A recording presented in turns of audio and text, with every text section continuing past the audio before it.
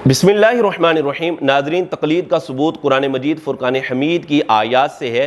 इस ज़िमन के अंदर सूरह निसा आयत नंबर 59 रब्बे कायनात ने इरशाद फरमाया, या अय्युहल्लज़ीना आमनू अतीउल्लाह व अतीउर रसूल व उलिल अम्रि मिनकुम। ए ईमान वालो, अल्लाह की इताअत करो, रसूल की इताअत करो और जो तुम में से उलिल अम्र हैं उनकी इताअत करो।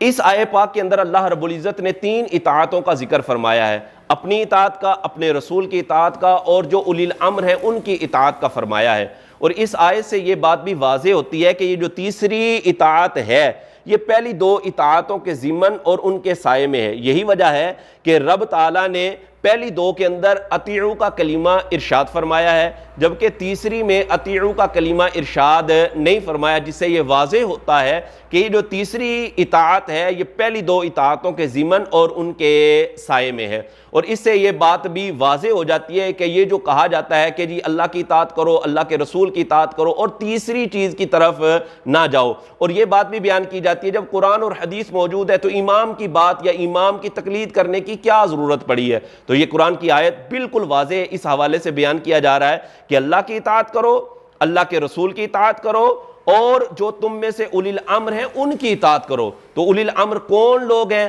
जामिउल बयान लितबरी जिल्द नंबर 4 सफ़ा नंबर 206 और 207 पर हज़रत अब्दुल्ला बिन अब्बास, हज़रत अता बिन साइब, हज़रत इमाम मुजाहिद, हज़रत इमाम हसन बसरी रदियल्लाहु ताला अन्हुम इस बात के कायल हैं। इस चीज़ को वहाँ पर बयान किया गया है कि यहाँ पर उलिल अम्र से मुराद फ़ुक़हा हैं। और इबारत कुछ यूँ है कि यानी अहलल फ़िक़्हि व दीन, यानी उलिल अम्र से मुराद वो लोग हैं जो उलमा और फ़ुक़हा हैं। और उनकी इताअत का कुरान मजीद फ़ुरक़ान हमीद के अंदर बयान किया जा रहा है कि तुम उनकी इताअत करो।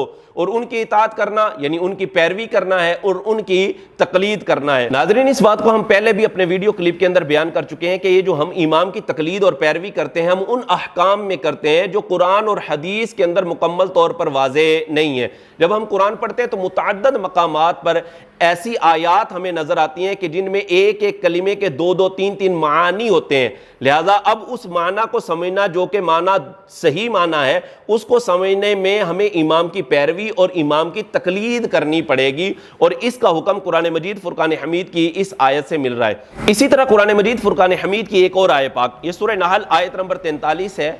रब ताला ने इरशाद फरमाया, फसअलू अहल ज़िक्रि इन कुंतुम ला तालमून, के अहले ज़िक्र से पूछो अगर तुम नहीं जानते। अगर तुम नहीं जानते अहले ज़िक्र से पूछो। तो यहाँ पूछना किन उमूर के बारे में है? जाहिर है दुनियावी उमूर के बारे में तो पूछने का नहीं रब ताला इरशाद फरमा रहा, दीनी उमूर के पूछने का फरमा रहा है। तो दीनी उमूर, वो उमूर जो तुम नहीं जानते, अहले ज़िक्र से पूछ लो।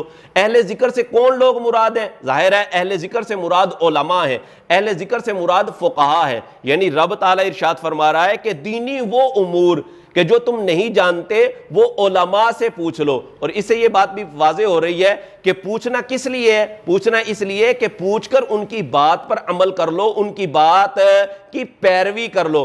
अगर पूछकर उनकी पैरवी करना ही नाजायज होता तो पूछना फिर किस बात का? पूछने का रब ताला इरशाद ना फरमाता। तो यहां पर रब ताला जो फरमा रहा है कि फसलू अहल ज़िक्र, पूछो अहले ज़िक्र से, उलमा से पूछो। और पूछने से मुराद क्या है? कि पूछकर उनकी पैरवी करो और जो उन्होंने बयान किया है उस पर अमल करो। तो यही नाज़रीन इताअत, यही पैरवी, इसी को तकलीद कहा जाता है।